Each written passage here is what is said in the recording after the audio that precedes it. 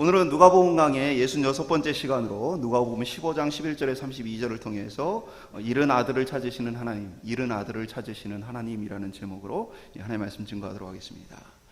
우리는 지난 시간을 통해서 잃어버린 양과 잃어버린 드라크마를 동전을 찾는 이 비유를 통해서 하나님께서는 우리를 잃어버린 채 가만히 계신 것이 아니라 열심히 우리를 위해 일하시고 찾으신다, 함께 말씀을 나누었습니다. 그러므로 이제 죄인된 우리가 자격 없음에도 우리를 찾으시는 하나님 앞에 나갈 수 있고, 또 하나님의 열심히 오늘 우리를 이 자리까지 인도했음을 함께 나누었습니다. 오늘은 동일한 맥락 속에서 하나님께서 구원을 위해 또 행하시는 일이 어떤 것인가를 말해주고 있습니다. 다만 지난 시간하고는 또 다른 시각으로 조금 더 확장된 하나님의 말씀이 나타나 있습니다. 오늘 성경에 우리가 잘 아는 이제 탕자 이야기가 나옵니다. 탕자 이야기, 한 아버지에게 두 아들이 있는데 둘째 아들이 유산을 달라 해서 그걸 가지고 가서 결국에는 다 탕진하고 고생하다가 집으로 돌아왔을 때에 아버지가 그 아들을 맞아주는 모습으로 기록이 되어져 있습니다. 우리가 좀 고민해 볼 만한 것은요, 아버지가 어찌해서 이 아들을 꾸짖고 이 아들의 잘못된 요청과 잘못된 행동에 대해서 바로잡지 않았는가 하는 것입니다. 한편으로 이 잘못된 길을 걸어가는 이 아들의 요구와 아들의 삶에 대해서 하나님께서, 아버지께서 아무것도 행하지 않고 어떻게 보면 침묵하고 있고 내버려 두고 있는 그런 모습을 우리가 살펴보게 되어집니다. 어떻게 보면 오늘 찾으시는 아버지가 아니라 한편으로 보면 내버려 두는 아버지라는 것이 오늘 본문에 조금 더 어울리는 것 같습니다. 왜 아버지는 이 아들을 내버려 뒀을까? 이 비유는 아버지 아들의 관계가 아니라 우리가 잘 알듯이 하나님과 하나님의 백성 자녀들 사이의 관계를 비유해 주는 것입니다. 그때 한편으로 이 비유에 그대로 적용해 본다면, 하나님은 우리가 때로 잘못된 길을 가거나 하나님을 외면한 채 있을 때에 하나님 그것을 내버려 두고 그냥 그것을 지켜보고 있을 수 있다는 것들을 우리에게 보여줍니다. 어떻게 보면 지난 시간에 어떻게 잃어버린 양, 잃어버린 동전, 나머지 99마리의 양이 있고 나머지 9개의 동전이 있어도 그 잃어버린 하나를 끝까지 포기하지 않고 찾는 아버지의 모습, 하나님의 모습과는 조금 달라 보이는 모습이 오늘 본문에 기록되어져 있죠.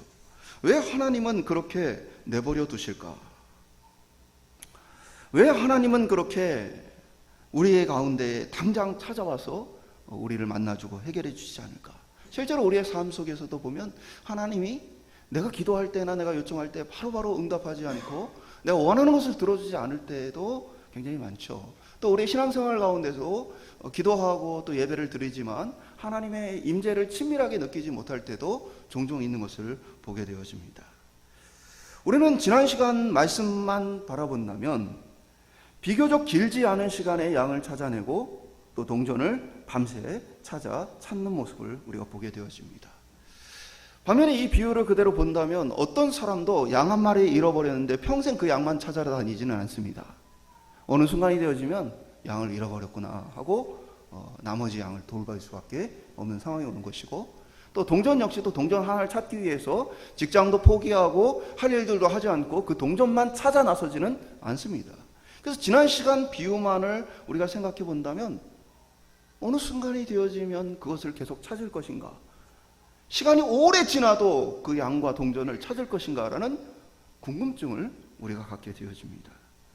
그러한 부분 가운데 오늘 말씀은 오랜 기간을 염두에 두신 하나님의 역사를 기록하고 있습니다. 오늘 말씀을 통해서 오랫동안 주님과 멀리 떨어져 있는 분들이나 또는 이들을 두고 오랫동안 주님으로부터 멀리 떨어져 있는 이들을 위해서 기도하며 또 바라보는 분들 가운데 하나님의 뜻과 마음이 어떤 것인지 또 전달되어지고 우리 마음에 새겨지는 귀한 시간 될 수 있기를 간절히 소망합니다. 첫 번째 한번 따라해 보겠습니다. 폭력과 억압의 하나님이 아니시다. 오늘 보면 11절이 이제 그 배경을 밝혀줍니다. 또 이르시되 어떤 사람에게 두 아들이 있는데 그러면서 12절에 그 둘째가 아버지에게 말하되 아버지여 재산 중에서 내게 돌아올 분깃을 내게 주소서 하는지라. 아버지가 그 살림을 각각 나누어 주었더니. 그러니까 살아있는 아버지에게 유산을 내놓으라라고 이야기를 하는 것이죠. 유산은 정확히 얘기하면 아버지 것인 거죠. 그리고 아버지가 죽었을 때에 그것을 분배해서 나눠주는 것입니다. 아버지가 살아있는 동안에 뭐요? 아버지도 써야 돼요. 아버지도 사람들 만나서 써야 되고 또 이렇게 사람 도리를 하기 위해서 베풀어야 되고 아버지도 써야 돼요. 근데 내 것을 달라 하는 건 말이 안 되는 거죠. 아버지가 쓰고 남은 것을 나눠주는 게 유산이란 거예요. 근데 지금 아버지가 아직 다 안 쓰셨고 건강하신데 내 것을 내놔라 하는 것은 말이 안 되는 것이죠. 신명기에 보면 이런 아들은 돌로 쳐 죽여도 됩니다. 신명기 21장 18절에서 21절에 보면 사람에게 완악하고 패역한 아들이 있어 그의 아버지의 말이나 그 어머니의 말을 순종하지 아니하고 부모가 징계하여도 순종하지 아니하거든 그의 부모가 그를 끌고 성문에 이르러 그 성읍 장로들에게 나아가서 그 성읍 장로들에게 말하기를 우리의 이 자식은 완악하고 패역하여 우리의 말을 듣지 아니하고 방탕하며 술에 잠긴지라 하면 그 성읍의 모든 사람들이 그를 돌로 쳐 죽일지니 이같이 내가 너희 중에 악을 제하라. 그리하면 온 이스라엘이 듣고 두려워하리라. 오늘 이 말씀대로 했으면 자녀들이 안 살아있을 것 같아요. 교회 끌고 와가지고 다 돌로 쳐 죽이면 이제 다음 세대가 없겠죠. 그러니까 구약의 이 불순종과 부모를 거역하는 것이 얼마나 두려운 것인지 성경이 이렇게 기록을 하고 있어요. 또 그런 문화 속에서 이제 어떻게 보면은 있음에도 불구하고 이 아들은 아버지에게 무례하게 내 거를 내놔라 라고 이야기하는 모습을 보게 되었습니다. 왜 그랬어요? 아버지가 너무 많이 사랑을 해서 그런 거죠. 저희 아들도 가끔 저한테 물 떠오라고 시켜요. 엄마가 심부름을 시키면 자기가 갔다 와야 되잖아요. 아빠 같이 가자 그래요. 심부름도 같이 가자. 그러니까 그러한 것은 이제 관계가 친밀하기 때문이기도 하고 사랑을 많이 받다 보니까 또 부족한 모습이 있는 것도 있습니다. 아들의 이 잘못된 요구에 대해서 아버지는 단호하고 분명하게 경고하고 책망하지 않고 그 이야기를 듣고는 그의 몫을 나눠둬 버립니다. 꾸짖거나 돌로 쳐주시겠다 협박하지 않고 그냥 그가 요청한 대로 다 줘버립니다. 그리고 아들은 13절에 며칠이 안 되어 재물을 다 모았다 기록하죠. 그러니까 며칠이 안 되어 재물을 다 모았다는 건 땅도 팔아먹고 가지고 있는 거 다 현금화해 가지고 떠날 준비를 마쳤다 기록하고 있습니다. 제값을 받았을까요? 며칠이 안 돼요. 다 팔아먹었어요. 금매한 거죠. 금매. 아버지가 봐도 한심한 거죠. 주변 사람들이 봐도 한심한 겁니다. 저걸 저값에 팔다니. 그럴 수밖에 없는 거예요. 마음이 들떠가지고 이제 붕 떠 있어서 아무것도 안 보이는 거죠. 근데 아버지는 그런 모습들을 보면서 침묵하고 있습니다. 그대로 내버려 둡니다. 신앙이 좋은 분들은 종종 이런 기도를 합니다. 주여 나를 속히 변화시켜 주시옵소서. 나를 강권해서 주님이 원하시는 사람 되게 하여 주시옵소서. 그 멋진 기도인데 그 기도를 하면 바뀝니까? 기도가 쓸모없다, 소용없다는 얘기가 아니에요. 기도를 했다고 해서 바로 바뀌는 게 아니에요. 그러니까 그 기도에 마치 하나님 뭐 하고 있는 것 같아요? 나는 내가 바뀌고 싶다고 얘기를 했는데도 하나님이 침묵하고 있는 것 같아요. 내 성격 좀 고쳐주세요. 근데 성격이 안 고쳐져요. 그러니까 하나님이 왜 나를 안 바꾸실까? 그러다가 보면 자꾸 실수하고 실패하고 또 그것 때문에 연약하고 부끄러운 나를 발견하게 되어집니다. 비참한 패배자의 모습을 종종 보게 되어져요. 실망하고 낙심한 모습을 우리가 보게 되어집니다. 그럼 주님 왜 나를 이대로 내버려 두십니까? 이게 하나님 원하시는 모습이 아니잖아요 하고 있으면 하나님은 그런데도 종종 침묵하실 때가 있어요. 왜 그럴까요? 하나님 우리를 너무 잘 알고 계셔요. 우리가 기도한 대로 강건하여 우리를 변화시키는 것이 진짜 우리의 참된 기쁨과 변화가 아니라는 것을 아십니다. 우리 속에는 여전히 죄의 본성이 있는데 하나님이 자신의 힘으로 그 죄의 본성을 눌러버리면 인간은 하나님으로부터 눌린 것에 대한 어려움들을 느끼지 내가 스스로 돌이켜서 하나님 감사합니다 이런 게 아니라는 거예요. 내가 미워하는 사람이 있는데 나는 미워하고 싶은 마음이 아직 내 안에서 해결이 안 되었는데, 근데 하나님은 그냥 나를 어느 순간 그냥 마술 부리듯이 짠 살아나게 해주면 어떻겠어요? 그럼 받아들일 수 없는 거예요. 이중인격이 되어지는 것이고, 그러면 인격이 파괴가 되어져요. 그러니까 하나님 우리를 아세요. 우리의 마음에 진짜로 그것을 받아들이고 따를 만한 그러한 준비가 되어 있는지를 주님은 기다려 주시는 분이세요. 그래서 하나님 우리를 마음대로 바꾸지 않아요. 아버지는 알아요. 지금 이 아들을 꾸짖고 협박을 하고 그렇게 해가지고 내 곁에 둔다 해도 이 아이의 마음이 돌아서지 않을 거랍니다. 오히려 아버지에 대한 원망으로, 아버지에 대한 미움으로 관계가 더 나빠지고 악화될 것을 하나님 아셔요. 아버지는 아시는 거죠. 그래서 그의 마음이 온전하지 않은 것을 내버려 두는 것입니다. 하나님께서는 그런 의미에서 우리를 내버려 두세요. 우리가 가지고 있는 것을 사실은 그대로 인정하고 계시기 때문에 그런 거예요. 네가 이런 사람이 돼야 한다 하고 강요하는 분이 아니고요. 어떻게 보면 그냥 조용히 듣고 계신 거예요. 제가 한번 말씀드렸던 것 같은데, 저희 안에 간호사인데, 간호사들 서로 괴롭히는 그런 문화들이 있어요. 신입들을. 그러니까 아무래도 이제 뭐 이렇게 사람들의 생명이나 건강에 직접적인 역할을 하다 보니까 뭐 약을 좀 더 많이 투여를 한다든가, 또 뭐 그렇게 됐을 때 큰 문제가 발생할 수 있기 때문에 굉장히 서로 날이 서 있고 긴장이 돼 있고, 또 그런 사고가 터지면 책임이 누구인지를 또 따져야 되고, 그런 문제 때문에 더욱더 이렇게 좀 괴롭히고 뭐 이런 것도 좀 있어요. 아무래도 이제 실수를 많이 하겠죠. 저희 아내가 이렇게 굉장히 마음에 들어 하지 않는 사람이 있었어요. 그래서 제가 예수 그리스도의 사랑으로 용서하고 사랑하고 품어야 된다. 저희 아내가 저를 칠 뻔했어요. 이건 좀 과장된 표현인데, 자기를 이해해주지 못한다는 거예요. 그런 의미에서 본다면 오늘 하나님은 어떤 분이세요? 그 이야기를 듣고 가만히 계시는 거예요. 이렇게 해라, 저렇게 해라 말하지 않고 그 수준과 그 생각, 그때의 감정과 그 모습에 대해서 침묵하며 듣고 계신 거예요. 이 하나님의 모습을 보면서, 그러니까 진리란 것도 그렇고 어떤 하나님의 뜻이란 것도 그렇고 강요해서 그것으로 되어지는 것이 아니라는 걸 보여줘요. 하나님은 폭력과 억압의 하나님이 아니에요. 자신이 가진 힘으로 우리를 눌러서 우리를 하나님의 뜻대로 돌이키는 분이 아닙니다. 하나님은 우리로 하여금 스스로 돌이키고 생각하고 스스로 자라날 수 있도록 기다리시는 침묵의 때로는 하나님이라는 사실을 우리가 기억할 수 있기를 간절히 소망합니다. 우리 교회가 좀 다른 교회하고 다르게 막 압박을 굉장히 안 하죠.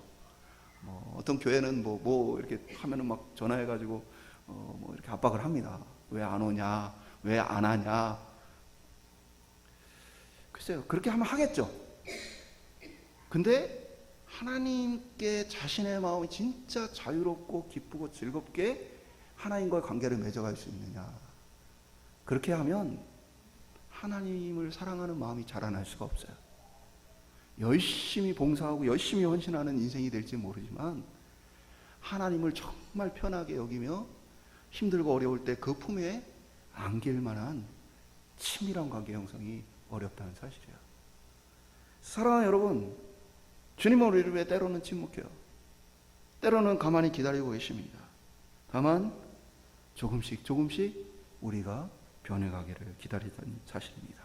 그래서 하나님이 나를 버렸다 생각하지 마세요. 하나님은 안 버렸어요. 두 번째 따라해 보겠습니다. 아버지는 침묵 속에 기다리신다. 기다리신다. 이게 중요한 거예요. 아버지가 하는 일을 아들을 보내고 계속해서 아들을 기다리는 겁니다.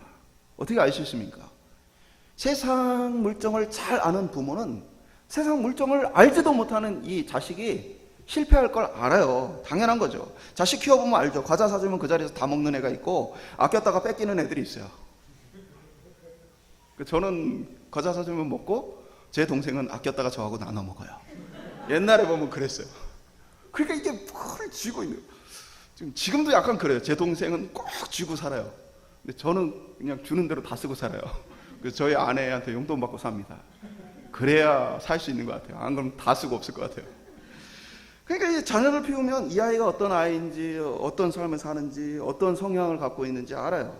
아버지가 봤을 때 이 아이는요, 집에서 어떤 아이요? 다 모든 걸 대접받고 아버지가 다 공급해주고 그렇게 살았어요.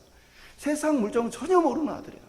그러니까 이런 아들이 세상에 나갔을 때 이 돈 많은 그리고 어리숙하고 정말 세상에 대해서 경험이 없는 이 아이를 이용할 사람들이 많다는 것을 보면 알죠. 망할 것도 알아요. 그리고 그렇게 실패하면 다시 돌아올 것이라는 것도 알아요. 그래서 오늘 20절에 보면 일어나 아버지께로 돌아가리라 아들이 결정을 합니다. 근데 돌아가는 과정이 어떻게 됩니까? 아직도 거리가 먼데 아버지가 그를 보고 측은히 여겨 달려가 목을 안고 입을 맞추니. 이게 기가 막힌 구절입니다. 왜 그렇습니까? 한번 생각해 보세요. 자신이 지금 자존심도 다 내려놓고 이방 땅에 가가지고 이스라엘 백성들은 돼지를 부정한 짐승으로 여깁니다. 그래서 돼지를 먹지도 않아요. 근데 그 돼지와 접촉하는 것만으로도 이제 어떻게 보면 부정해지는 건데 지금 돼지를 치고 있어요. 돼지가 먹을 것도 자신에게 이 부족해서 돼지 먹는 거를 주워 먹을 정도로 어려움 속에 있습니다. 그러면 이제 그러한 속에서 내가 아버지 집에 정말 종들도 많고 그들이 풍족하게 먹고 사는데 내가 차라리 아버지 집에 종 하나가 되어서 사는 게 이것보단 낫겠다. 이제 자존심이 무너질 대로 다 무너진 상태에서 이제 집으로 향하는 거예요. 그러면은 집으로 향하는 사람의 그 심리와 모습을 한번 생각해 보세요. 그냥 당당하게 걸어가겠어요? 생각 없이 걸어가겠어요? 아니요. 가면서 나를 아는 사람이 우리 동네에 나를 알던 분이 내 이 모습을 보면 내가 얼마나 창피할까 여러 가지 생각하면서 막 주변을 살피면서 얼마나 신경 쓰면서 걷겠어요. 근데 오늘 성경은 뭐라고 기록하고 있어요? 그렇게 주변을 살피며 긴장해서 자신을 정말 드러내고 싶지 않으며 그렇게 숨어서 집으로 가고 싶어하는 이 사람을 누가 먼저 발견해요? 거리가 먼데 아버지가 발견해요. 이 사람은 지금 살피며 가는데도 아버지가 먼저 발견해요. 이거는 아버지가 그를 기다리고 있음을 보여주는 구절이에요. 그가 집으로 돌아가며 눈치를 보고 이러는 것보다도 아버지는 그 아들을 더 간절한 마음으로 지켜보며 기다리고 있었다는 사실을 본문이 강조해주고 있어요. 이거는 그 침묵이 포기가 아니었구나를 분명하게 보여주는 거예요. 그 침묵은 기다림이었구나. 아직도 거리가 먼데 그곳에서 아들을 간절히 찾고 있는 아버지의 눈으로 기다리고 있었구나. 언제 올지 정확히 알지 못하지만 그 아들이 돌아올 것이라 여겼던 아버지의 기다림이 있었구나라는 것들을 보여주는 것입니다. 우리가 하나님의 뜻대로 살기 원하는 것 이상으로 하나님도 우리가 변화되길 원하셔요. 하나님, 우리가 정말 하나님을 인격적으로 만나고 인격적으로 하나님을 알아가기를 원하십니다. 우리가 우리 자신이나 다른 사람들을 용서하고 괴로운 마음으로부터 벗어나기를 원하는 것 이상으로 하나님도 우리가 다른 이들을 용서하고 회복하기를 원하셔요. 하나님은 기다리고 계신 거예요. 그럼 한번 따라해 볼까요? 세 번째, 언제까지 침묵으로 기다리시는가? 아들이 아버지와 같이 지낼 때는 어떻습니까? 행복합니다. 그러나 아버지가 주는 사랑의 가치를 잘 모릅니다. 어려서부터 누려왔기 때문에 이게 당연하다고 생각을 하게 되어집니다. 아들이 아버지에게 자기 분깃을 달라고 합니다. 이건 당연히 내 거야 라고 생각을 하고 있는 것이죠. 아들로서 당연히 받아야 하는 것이기도 하지만 아들의 생각에는 자신의 노동의 대가나 여러 가지가 있다라고 착각을 하겠죠. 아버지가 어려서부터 지금 형도 그렇고 집에서 일을 하잖아요. 양을 돌보기도 하고 여러 가지 일들을 같이 합니다. 당연히 자기가 받아야 할 것이라고 생각을 하는 것이죠. 그런데 남의 집 가서 거지가 되어서 돼지 쳐보니 내가 일하는 노동의 대가는 아버지에게 받았던 것이 노동의 대가가 아니었다라는 것을 알게 되신 거예요. 그전에는 아버지 내가 이거 했잖아요. 이거 주세요. 우리도 그러잖아요. 자녀들이 뭘 하면 이렇게 용돈도 주고 잘하면 칭찬도 하고 그러잖아요. 근데 그게 그 아이가 잘한 만큼의 노동의 대가는 아니죠. 심부름 했다고 예를 들면 심부름 값을 준다, 뭘 한다. 걔 밥 먹이고 입히고 그게 그 아이의 노동의 대가는 아니죠. 다 손해보고 사는 거죠, 우리가. 강도를 만나서 지금 강도 만나서 살고 있는 거죠. 집에 강도가 하나 사는 거예요. 그래서 그 강도한테 다 뺏기고 사는 거예요. 내가 먹을 거 걔 먹이고 내가 입을 거 걔 입히고 사는 거죠. 그러니까 이게 자식 입장에서는 이게 당연하다고 생각했어요. 내가 수고했고 애썼고 그러면 아버지가 칭찬해주고 뭘 주고 그러니까 그걸 그렇게 생각해 왔는데 이제 밖에 나가 보니까 이게 노동의 대가가 아니고 아버지 사랑이었다는 사실을 알게 되어지는 거예요. 그리고 그것이 얼마나 소중한지도 깨닫게 되어진 겁니다. 얼마나 그것이 큰 사랑인지를 뼛속 깊이 깨닫게 되어집니다. 그러면서 이전에는 느끼지 못했던 아버지에 대한 감사함과 아버지에 대한 진정한 사랑의 마음이 그 속에서 일어나게 되어집니다. 자발적인 사랑을 받게요. 누가 옆에서 이야기를 하고 누가 옆에서 야, 너 아버지한테 그러면 되겠냐? 그래서 그런 게 아니고요. 아버지와 자신의 관계에 대해서 온전히 깨닫고 나니까 아버지를 사랑하게 된 거예요. 성도도 똑같아요. 성도도 교회에서 조금 뭐 하면은 되게 막 자랑하고 으스대고 뭐 그럴 수 있어요. 근데 은혜 받고 나면 내가 하나님 사랑을 많이 받았구나. 하나님 나를 사랑하는구나. 겸손하게 되어지는 거예요. 하나님을 더 사랑하게 되어지는 거예요. 그와 같이 아들의 마음이 바뀌게 되어진 것이죠. 곧 이 거룩한 버려둠은 성도로 하여금 또 자녀로 하여금 성숙하게 만들어요. 변화되게 만들어요. 만약에 우리가 매일 성령 충만하고 매일 예배의 감동을 누리고 매일 신앙생활에서 많은 어려움 없이 모든 것들을 다 지내게 되어진다 생각해 보세요. 그러면 어떻게 살겠어요? 감사가 있어도 형식적인 감사만 남게 되어지고 하나님에 대한 간절함은 사라집니다. 내가 부족하지 않은데, 내가 날마다 넉넉한데 하나님이 없어도 사실은 사는 인생이 되어져요. 그런데 뭔가 부족함이 생기고 뭔가 어려움이 생기고 힘든 것들이 생길 때 우리가 하나님을 찾는 마음이 생겨요. 하나님 베푸신 은혜들에서 돌아보는 때가 돌아오게 되어져요. 이전의 내와 지금 내가 달라진다는 사실을 알게 되어져요.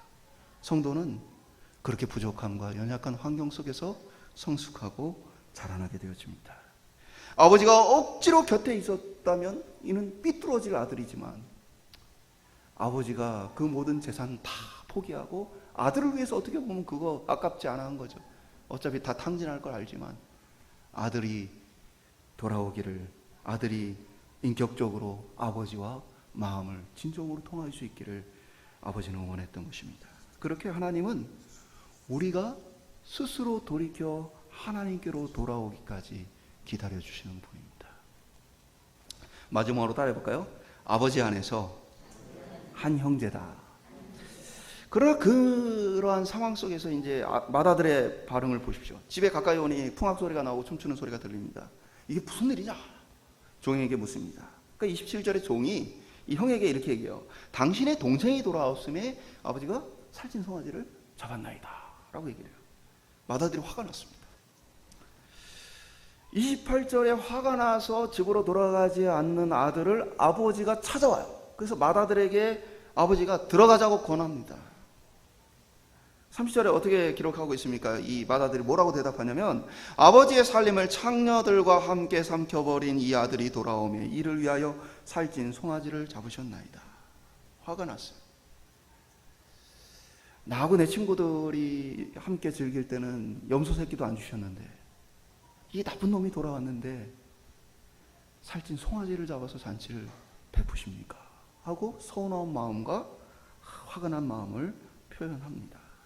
그때에 27절에 한글 성경에는 이제 번역이 정확히 안 되어 있지만 헬라어 성경 원어를 보면 이 아들이라는 표현도 나오지만 이 아들이 어떤 아들이냐? 당신의 아들이라고 기록이 되어 있어요.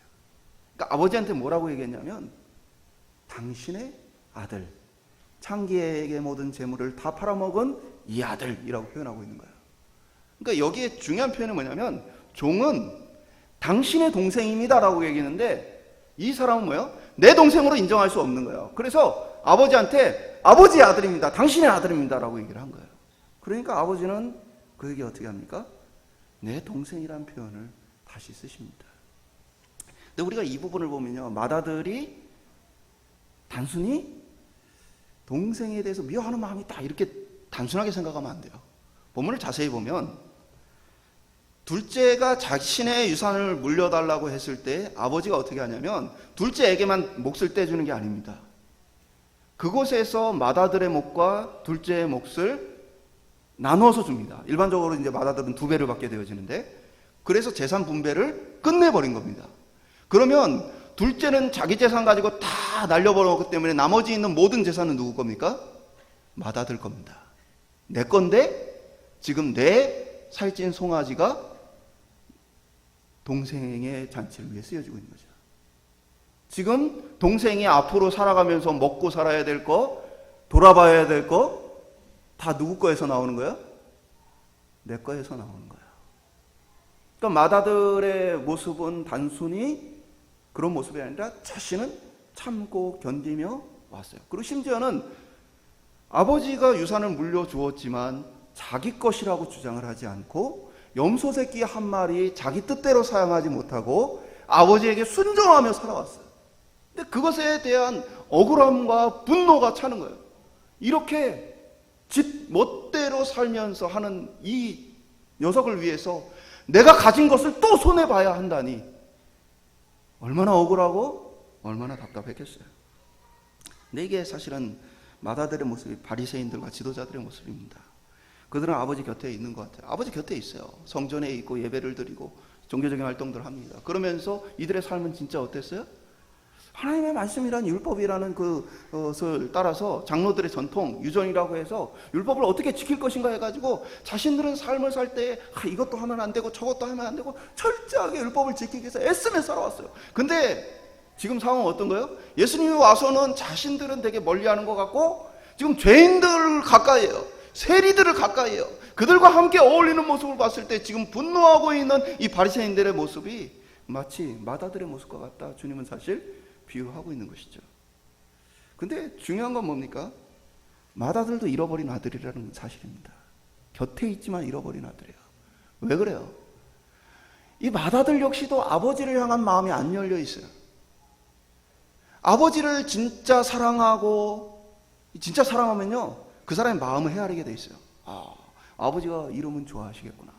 내가 동생을 품어주면 아버지 좋아하시겠구나. 내가 섬겨주면 아버지 기뻐하시겠구나.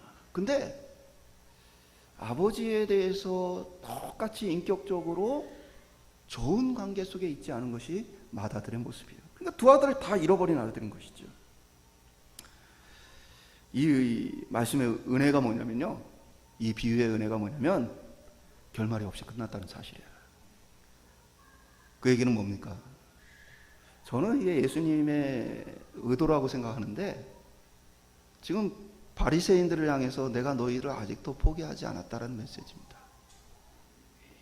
맏아들을 그래서 아버지가 쫓아낸다든가 아니면 너 이건 네 몫을 가지고 나가라 하고 관계가 멀어지는 게 아니고 거기에서 비유가 끝남으로 앞으로 어떤 일이 벌어지겠어요?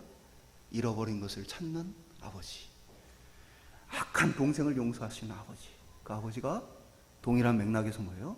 이 맏아들도 기다리며 그 선한 인격과 관계를 맺기까지 아버지가 일할 것이라는 것들을 사실은 여운으로 남겨두게 되어지는 것이죠.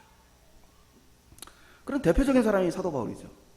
바리새인이었던 사람이 예수 그리스도의 은혜로 말미암아 새로운 하나님과의 깊은 인격적인 관계 속에 맺게 되어지는 사람. 오늘 우리가 성찬식을 하게 되는데요, 성찬은 먼저 우리가 그리스도의 하나됨을 이야기합니다. 그리고 그리스도와 하나 되었다는 건 또한 그리스도와 하나 된 다른 사람들과도 우리가 하나 되었음을 이야기하는 거예요. 그러니까 한 아버지의 자녀로서 첫째와 둘째는 가족이에요.